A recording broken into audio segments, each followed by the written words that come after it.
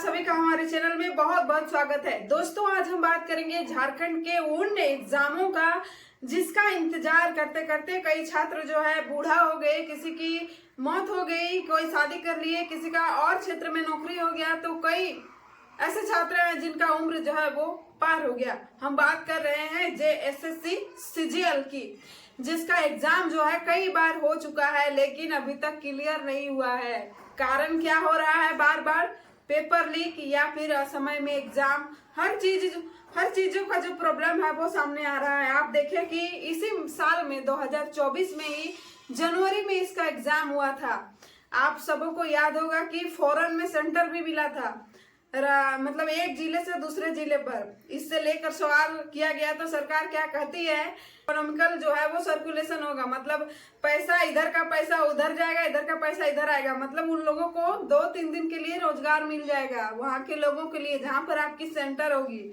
आप गए थे ना, रांची से गए थे, सिमडेगा, गुमला, कई किसी को पाकुड़ दे दिया था, पलामू दे दिया था, उधर साहिबगंज, हर झारखंड आप दौरा करके आए होंगे।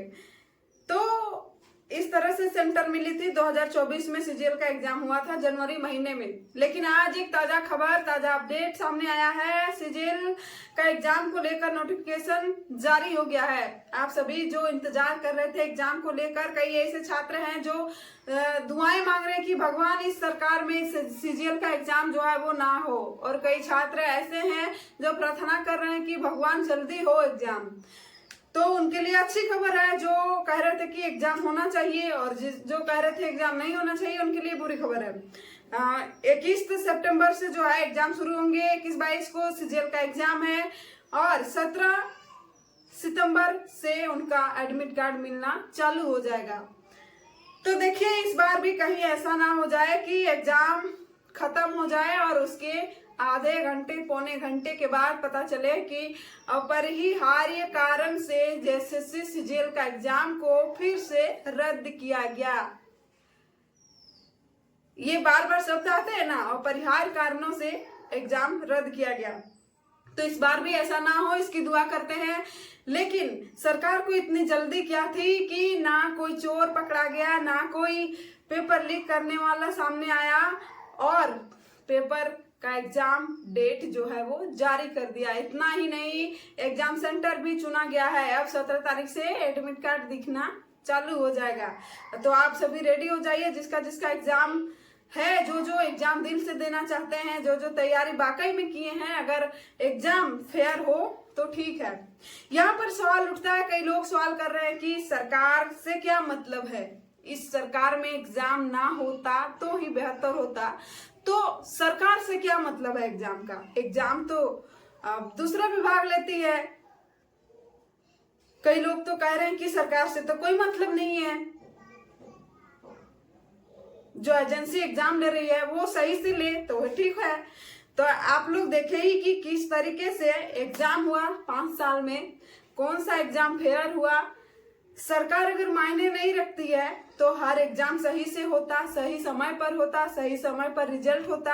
आज देखिए, झारखंड के राजभवन के समीप हर एक समय 24 घंटे वहां पर आंदोलनकारी बैठे हुए हैं। अगर एग्जाम में सरकार की कोई भूमिका नहीं होती, सिर्फ एजेंसी की ही भूमिका होती है, तो शायद आज वो छात्र वहां पर बैठे हुए नहीं रहते। तो ये चीज आपको समझनी होगी कि छात्र कितना भी आंदोलन करे, कितना भी सही रहे, और एजेंसी जो एग्जाम लेती है वो ब्लैक लिस्टेड अभी तक हुई नहीं है, और वही एजेंसी जो है इस बार एग्जाम ले रही है। तो सोचिए कि क्या कितना फेयर होगा। और एग्जाम सेंटर की अगर बात करें तो इस बार भी कम होने वाला नहीं है। मेरा हिसाब से तो हमको लग रहा है कि एक जिला से दूसरे जिला में सेंटर देगा ही। होम सेंटर तो किसी को मिलने वाला है नहीं, इसमें और कितना खर्चा होगा पता नहीं। फिर हमको लगता है कि फिर वही कारण होगा, क्योंकि एजेंसी तो वही है, एजेंसी चेंज नहीं हुई है। एजेंसी अगर चेंज होती तो थोड़ा सा विश्वास होता कि चलो ये एजेंसी सही है।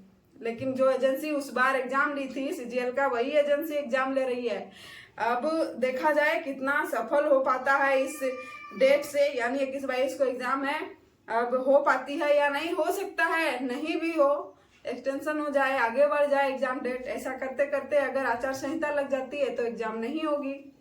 तो आप लोग क्या चाहते हैं कमेंट सेक्शन में जरूर लिखिएगा। क्या सीजीएल का एग्जाम जरूर होना चाहिए सितंबर में ही या चुनाव के बाद होना चाहिए? कई लोग तो कहेंगे कि हमने तैयारियां क्या रखी है तो एग्जाम होनी चाहिए, और जिसकी तैयारियां नहीं है वो कहेंगे कि नहीं होना चाहिए।